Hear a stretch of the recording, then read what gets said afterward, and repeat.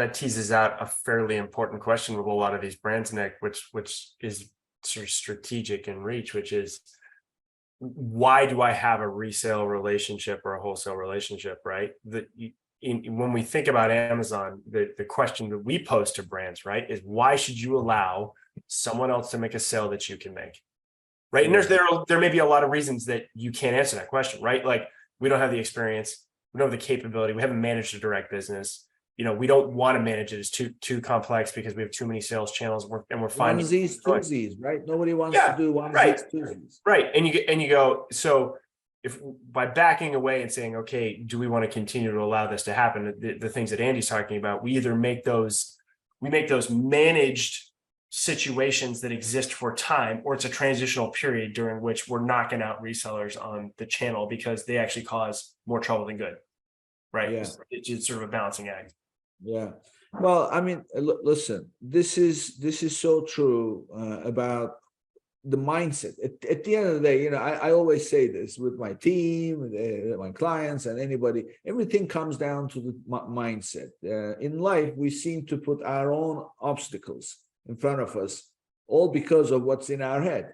So the mindset is, we do wholesale, we do production, and then it's our brand, and then we sell it in bulk.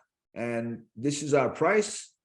We have an MSRP, but at the end of the day, they sell it at a deep discount or not, we're getting the same amount because we are the wholesaler. That mindset is very hard to change from selling in bulk to selling onesies, twosies, and at a price that is different than what you used to. Oh, 100%. So, yeah. So, however, there is now a catalyst that is called Amazon FBA. Forget about FBA, it's 3PL operation. So you can still run the bulk-based operation. You just need to be organized to track your operation in terms of financial, production, you name it, and then also have a little bit more of an outlook on what your overall strategy is with your pricing. Otherwise, the moving parts of it, they get taken care of by other providers, right? So that's true. Yeah. And the only thing I would add to that is the middle case scenario that we sort of haven't talked about here, which is, the externalities forcing this to happen, which is brands are selling to Amazon on a 1P basis, and they're doing a poor job of policing their resellers who they may or may not have authorized to sell on Amazon. And they've set off a war between Amazon and their distributors, which has a couple of effects, right? Amazon will chase the distributors in price competition, right? Amazon reserves the right to outprice anybody selling on Amazon, right?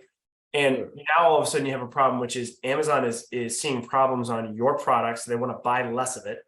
And second, they're creating ripple effects through all your other channels because they're watching this price war go on Amazon. And you as a brand aren't policing that. And so looking at that, you go, all right, I'm sort of forced to wade into this and figure this issue out, because regardless of whether I want to sell direct or not, this dynamic is happening.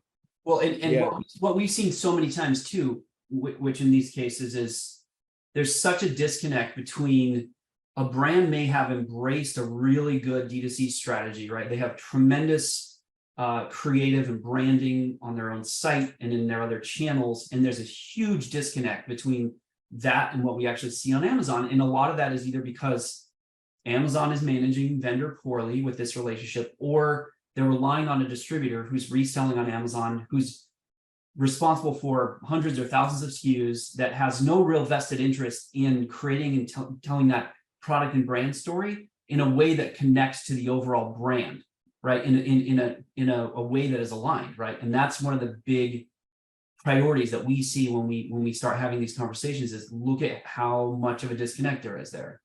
Yeah.